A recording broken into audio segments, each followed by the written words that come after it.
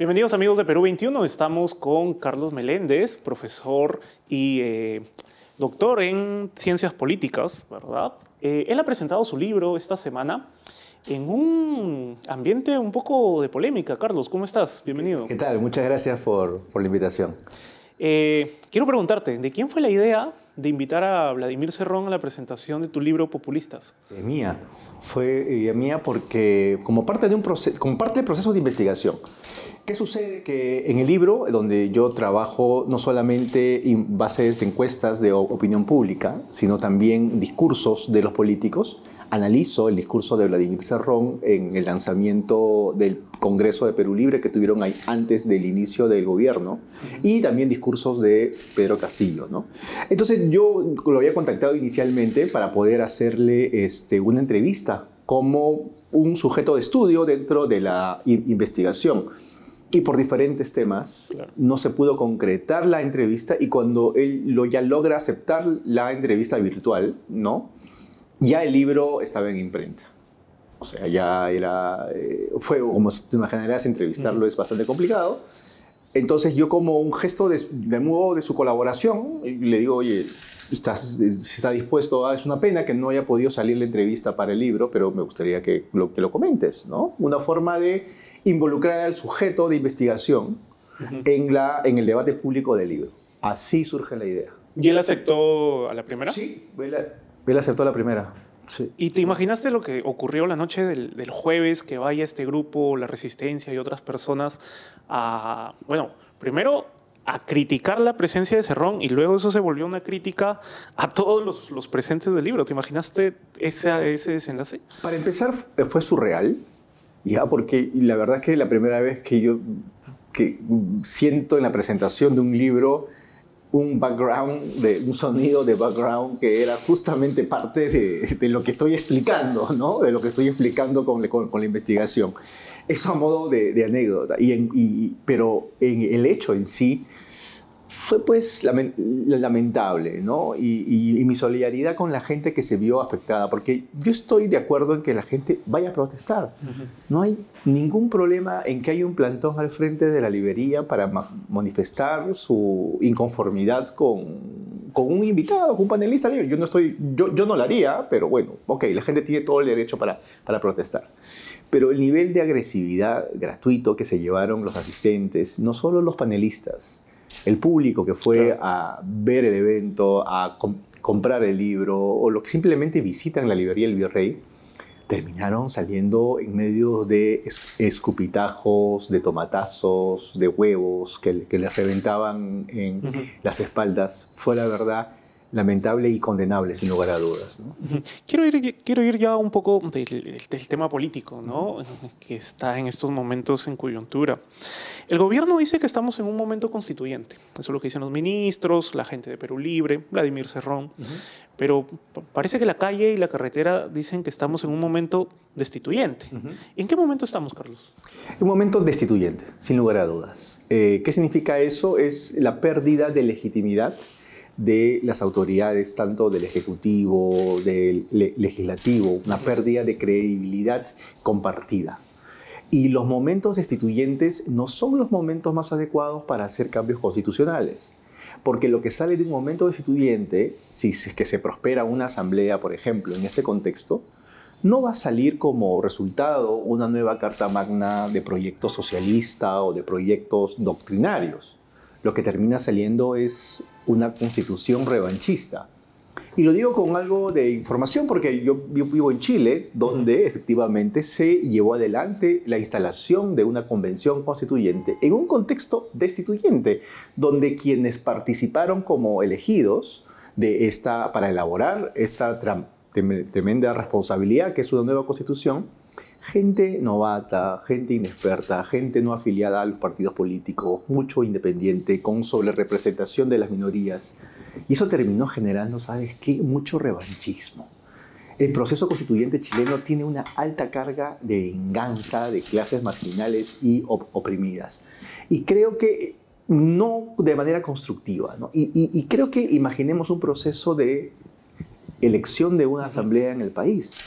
lo que terminaría saliendo es los padres de la nueva Constitución. Quienes escriban la nueva Constitución serían los representantes políticos de mafias de transportistas informales o de universidades sin licencia, ¿no? Entonces yo creo que ni siquiera a la izquierda le conviene hoy en día una nueva pasar por el proceso de constituyente, ¿no? ¿Y por qué crees que el gobierno de Pedro Castillo decidió llamar a un referéndum precisamente en estos momentos en donde está muy cuestionado por los casos de corrupción y ya hay una testigo, una colaboradora eficaz y hay otros más que se están sumando a la investigación de la Fiscalía en donde todo indica que Castillo no sale muy bien parado? ¿Tú crees que ese ha sido el último recurso de Pedro Castillo para desviar la atención?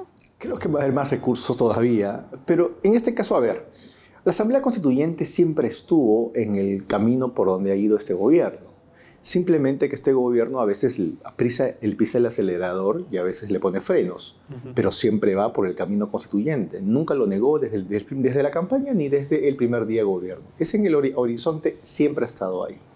Ok, eso para comenzar. Ahora, yo creo que el tema constituyente en esta coyuntura inmediata de esta semana, la coyuntura en el Perú cambia cada día, obedece a una suerte de instrumentalización de la discusión constituyente. Instrumentalización tanto desde arriba como desde abajo. Estamos analizando normalmente la instrumentalización desde arriba, es decir, oye, quiero salir un poco de mi pérdida de popularidad, y de hecho, si veíamos las encuestas, tanto el Ejecutivo como el Legislativo venían cayendo en su popularidad, pero el Ejecutivo llega a estabilizarse, por lo menos temporalmente, alrededor del 25%. Utiliza la demanda constituyente para hablarle a un electorado cautivo que todavía tiene en el sur del país, que busca justamente posiciones más radicales. Y entonces el Ejecutivo instrumentaliza esa agenda constituyente para poder equilibrarse un poco dentro de esta meseta de 25%. Es instrumental desde arriba, pero también es instrumental desde abajo. ¿En qué sentido? Estamos viviendo una nueva ola de conflictos sociales, a los conflictos ya que hemos tenido históricamente por temas antimineros, por temas medioambientales. El incremento del costo de vida ha generado movilizaciones desde el Huancayazo hacia otros lugares. Y lo que hemos visto en los últimos días es que justamente estas protestas locales, con plataformas locales, empiezan a utilizar también el tema constituyente como una forma de llamar la atención del gobierno. Entonces, y no es que sea solamente manipulado desde arriba, sino que desde abajo también muchas de estas comunidades locales, comunidades campesinas, con sus propias demandas, con sus propias agendas, piensan que al poner el tema constituyente dentro de sus plataformas de lucha, generan mayor atención y atraen al Ejecutivo, al punto que el Ejecutivo está en la necesidad de llevar, ya no solamente instalar una mesa de diálogo, sino de llevar a un consejo de ministros a nivel descentralizado. Entonces estamos viendo la instrumentalización del tema constituyente tanto de arriba hacia abajo como de abajo hacia arriba. Y este 25% que tiene en estos momentos de aprobación el presidente Castillo, ¿ese es el verdadero pueblo al que se refiere Pedro Castillo o qué es el pueblo? Tú en tu libro tratas de hacer una conceptualización, una descripción y darle argumento y marco teórico a esta palabra, ¿no? Pero ¿qué es el pueblo en realidad? Cada líder político construye su imagen de pueblo. O sea, de izquierda, de derecha o esencialmente populistas, hay una construcción. El líder, el caudillo populista, busca una creación del pueblo a imagen y semejanza de lo que puede ofrecer. Y lo que entiende un profesor sindicalista de escuela rural y de contextos conservadores es lo que él se imagina es ese pueblo. Es un pueblo provinciano, es un pueblo rural, es un pueblo de sindicalismo del siglo XX. No con doctrinas elaboradas, no con un socialismo que ha logrado adentrarse en las comunidades y en las organizaciones sociales, sino con ideas, fuerzas simplemente de maniqueísmo y de confrontación. Tan importante para Castillo en su construcción de pueblo es la construcción de sus enemigos, de los rivales, ¿no? Y hemos visto pasar en la narrativa, en el relato del oficialismo, diferentes enemigos, desde la conquista española hasta los monopolios y los oligopolios ahora. Es el enemigo actual. Es el enemigo actual. ¿Por qué? Porque un dirigente populista con una narrativa populista tiene que siempre establecer esta división binaria del mundo. Y que lamentablemente en una sociedad con la educación pública que tenemos y el nivel de informalidad que cunde en todo el territorio, este tipo de discurso cala. Este tipo de discurso hace sentido a mucha gente y es por eso que logra amortiguar una aprobación a pesar de los niveles de incapacidad terribles que vemos todos los días en la gestión pública. En una columna en el diario El Comercio tú hablabas de la carretera, del concepto de la carretera, ¿verdad? Y tú decías que probablemente la carretera sea quien sí haga tambalear o venía haciendo tambalear el gobierno de Pedro Castillo. Pero esta carretera en algún momento fue parte de ese pueblo de Pedro Castillo, ¿verdad? ¿Por qué crees que ahora la carretera le está haciendo frente al gobierno? Un poco sabemos que hay una crisis externa, pero ¿por qué ahora se sienten decepcionados de Pedro Castillo? Yo creo que la carretera representa a sectores, además, donde el dominio de la informalidad es mucho mayor. Es decir, el sector transportista, el sector de intermediarios en el comercio agrícola, ese tipo de sectores que tienen un pie tanto en las zonas urbanas, en los centros de poder económico, como en las zonas de producción, son espacios donde no existe un control político, donde los partidos políticos han perdido terreno y donde el sindicalismo ni siquiera tampoco es potente. Estamos hablando más de organización de intereses sectoriales particulares. Entonces, como un sector donde no llegan los partidos políticos, ni tampoco llegan los sindicatos tradicionales como el magisterio, por ejemplo, las federaciones campesinas, empiezan a tener cierta autonomía y su lealtad con Castillo fue bastante débil. Y lamentablemente son sectores donde pueden penetrar también poderes ilegales. Es por eso que, a diferencia de la calle, la carretera trae lumpen. La carretera trae a estos actores que utilizan la violencia, que utilizan la delincuencia, que utilizan el crimen también para asociarlo con la política. Y es por eso que es un actor que se le escapa al propio presidente y eso es que termina desbordando. Yo creo que lo que ha hecho escalar la crisis de política en el país no han sido las movilizaciones del campo de Marte de la oposición, sino justamente la inclusión del tema de la inseguridad pública, es decir, estos actores lumpenescos agudizando más la protesta en contra del gobierno, ¿no? ¿Y qué fue la marcha del 5 de abril para ti? La marcha que vimos en la avenida Bancay, donde hay una foto que salió en todas las portadas de los diarios, donde prácticamente la avenida Bancay estaba muy llena de gente, ¿no? ¿Qué fue la marcha del 5 de abril? ¿Por qué crees que se realizó ese plantón? ¿Qué es? ¿Qué concepto le podemos dar a esa marcha? A ver, esa marcha obedece primero a una reacción equívoca del Ejecutivo al momento de declarar un toque de queda. El mismo Ejecutivo expresa de sus anteojeras ideológicas también, ¿no? Porque efectivamente el huancayazo había generado días previos, había generado una sensación de posibilidad de escalamiento de las protestas y efectivamente el gobierno tenía información de que justamente estos actores más lumpenescos que yo mencioné hace poco podían ser más activos en unas movilizaciones masivas en Lima, ¿no?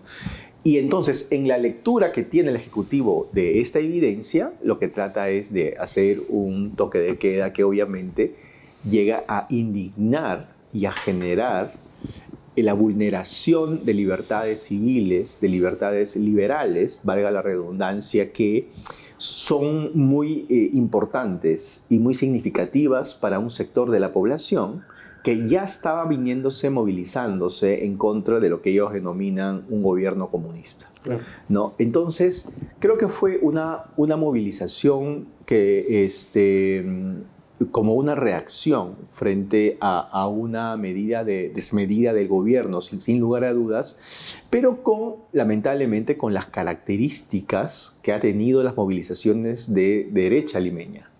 Es decir, que no logran ser permanentes, sistemáticas y estables en el tiempo por las ausencias de liderazgo, ¿no? Claro. Son movilizaciones que no tienen una cabeza que pueda dar forma y hay una suerte de mini líderes o mini voceros que tratan de hacer más ruido en redes sociales que tener resonancia en el debate público, ¿no? Y aquí voy a un punto ahora que hablas del tema del liderazgo. En el Perú ahorita no hay un líder claro porque si vamos a hablar de una transición o de un cambio de gobierno, la pregunta es, ¿y quién viene, no? ¿Y quién asume? ¿Por qué crees que en todos estos años, o por lo menos en los últimos 5 años, no aparece, bueno, salvo Pedro Castillo, ¿no? Que fue una persona que de la noche a la mañana apareció en las encuestas, pero no hay una persona que diga, caramba, este señor se perfila para ser el próximo presidente del Perú, o esta señora? Creo que no nos hemos terminado de dar cuenta el efecto que ha tenido los escándalos de corrupción y de lavajato sobre toda la clase política, ¿no? O sea, el hecho que tengamos tantos presidentes con problemas con la ley, muchos de ellos presos, tiene un efecto también en que los proyectos políticos que alentaron a estos presidentes, estos exmandatarios, también están de algún modo detenidos en el tiempo, y son los que están cobrando los costos de la corrupción de sus líderes. O sea, de izquierda a derecha, desde Villarán hasta Pedro Pablo Kuczynski, ¿no? Estos proyectos, no solamente estamos hablando de líderes presos, sino de proyectos políticos que se desvanecieron. Entonces, cayó todo el establishment a la vez, además, y se generó un momento de oportunidad para una renovación del establishment desde el interior del país. Si nos damos cuenta, los últimos gobernantes o las principales cabezas del debate político vienen de regiones, o sea, Vizcarra, que comenzó su gestión con la presidencia del Consejo de Ministros de César Villanueva, sí, y Daniel Salaverry como presidente del Congreso. Es decir, empezó a haber una renovación provinciana del establishment, hasta que llegó precisamente Pedro Castillo. Sí, lo que sucede es que esta renovación provinciana tiene muchas limitaciones, en el sentido de que tampoco vienen acompañados de proyectos políticos, de movimientos regionales, sino más bien de una suerte de círculos políticos. Estos círculos son los moqueguanos o los chotanos, por ejemplo, ¿no? Entonces la política empieza a asimilarse a través de estos círculos de confianza, donde solamente tus sobrinos o tus hermanos o tus primos son los únicos que pueden estar dentro del proceso de toma de decisiones, en un contexto donde que los hacen mucho más permeables a la corrupción, y por eso es que terminan justamente empantanados en medio ya de nuevas investigaciones de corrupción, ¿no? Porque te preguntaba esto porque ni en el Congreso vemos a alguien que tú digas, oye, esta persona, esta señora se perfila para ser un líder político importante, más allá de los que conocemos, ¿no? Acuña, pero ellos son los dueños de las bancadas, pero ahorita no tenemos un parlamentario tampoco que tú digas, caramba, este señor se perfila, ¿no? A ver, vamos a ver cuáles son los espacios y las canteras de donde podrían venir los nuevos el reemplazo político. El Congreso es muy difícil porque es una institución desprestigiada. Una institución con el 10% de aprobación de la ciudadanía difícilmente te va a sacar a un líder con capital electoral suficiente como para ser atractivo, ¿no? Por un lado. Dos, los gobiernos regionales. Los gobiernos regionales también son canteras de nuevos liderazgos. Y podría aparecer, hay varios que tienen, no quiero dar nombres, pero en algunas regiones hay algunos que han tenido cierta resonancia en el debate público. El problema es que la política regional es de corto alcance, ¿no? El tercer espacio donde pueden provenir es justamente el movimiento social, la protesta, la calle o la carretera. Y ahí la experiencia creo que de Pedro Castillo ha deslegitimado ese canal. Y por lo tanto, creo que estamos nuevamente... ¿Qué es lo que queda entonces? Lo que queda son los outsiders. Al fracasar estas canteras convencionales de la política, nos va a quedar la esperanza de algún ex militar o alguien del mundo de la farándula que va a poder encontrar una oportunidad. Creo que ante la situación actual en la que estamos, donde las canteras convencionales de la política están pues, en una situación muy débil, corroída, quedamos nuevamente al azar de un nuevo aventurero, y lo más probable es que venga justamente de campos por fuera del sistema político. Perú es tierra de outsiders en este momento. Quiero, ya para ir concluyendo, que nos ayudes a evaluar el papel, por ejemplo, de Aníbal Torres, quien se ha convertido, bueno, es el presidente del Consejo de Ministros, pero se ha convertido también en defensor del presidente, defensor de su familia. Ayer, por ejemplo, lo escuchamos defendiendo a los sobrinos prófugos de Pedro Castillo. Karelyn López lo acusó de tratar de ayudar a Bruno Pacheco para que se fugue del país. ¿Cómo ves el papel que está cumpliendo en estos momentos Aníbal Torres? Aníbal Torres y parte del equipo que trabaja con Pedro Castillo se caracterizan por tener un ímpetus anti-establishment. No tienen una ideología gruesa, doctrinaria, que los pueda hacer que la gestión pública, por el cargo que tienen, lleven un norte programático, sino simplemente la confrontación con actores. Entonces, como la confrontación es lo que predomina en un talante anti-establishment, vamos a ver a un defensor antes que un gestor. O más que defensor, también alguien que pueda agredir políticamente a los rivales del gobierno. ¿Qué es lo que hacen las personas que comparten como visiones populistas, y solo populistas sin tener doctrinas que acompañen sus administraciones? Convierten la gestión en un hecho de defensa y ataque. Y eso es a lo que se dedican los populistas sin otras ideologías, los populistas esenciales, los populistas silvestres, como yo denomino en el libro, como Castillo, como Aníbal Torres. Justamente entienden la política como esa suerte de ataque y defensa. Y es por eso que vamos a verlos a estos actores políticos más como escuderos que como gestores. Carlos, ¿y cómo es en este momento el papel de la prensa peruana?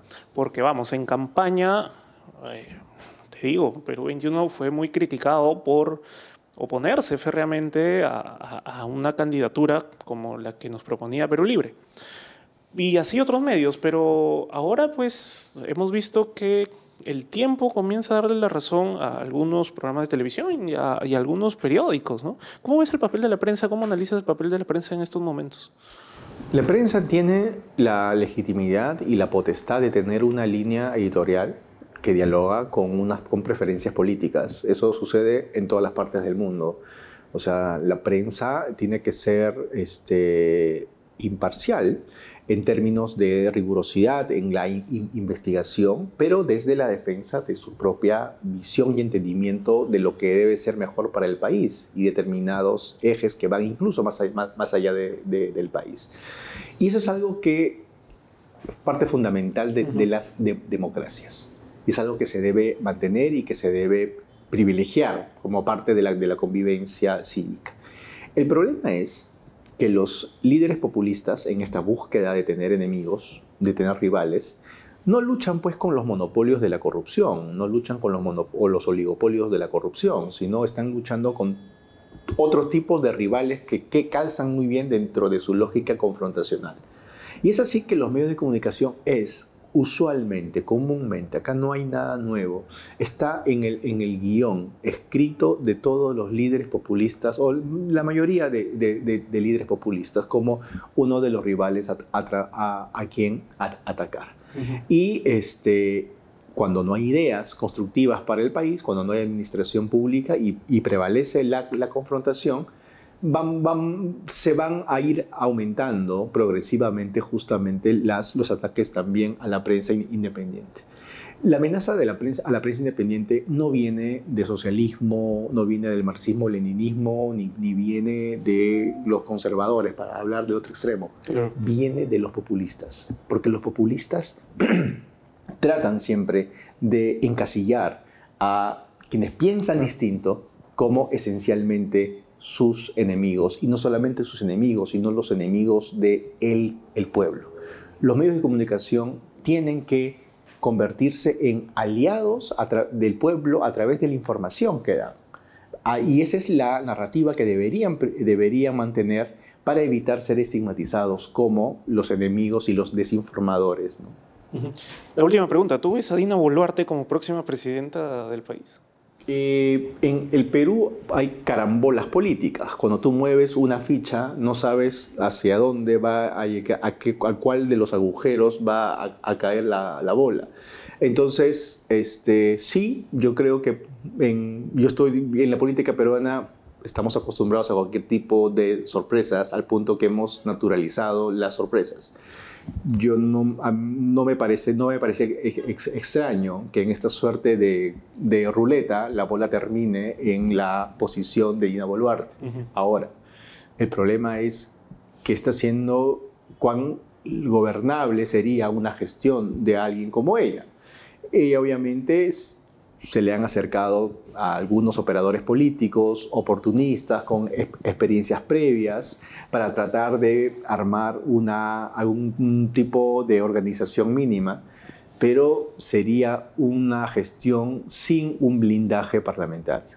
Y lo que hemos visto en la historia reciente del Perú es que, por más que seas un gobierno incapaz o un gobierno inepto, si tienes un escudo parlamentario, puedes mantenerte como presidente. Y yo creo que hoy en día Castillo tiene más protección legislativa que eventualmente lo podría ganar Dina Boluarte. Listo. Bien, Carlos, te agradezco por tu tiempo. Muchísimas gracias. No, mucho gusto y gracias por la entrevista.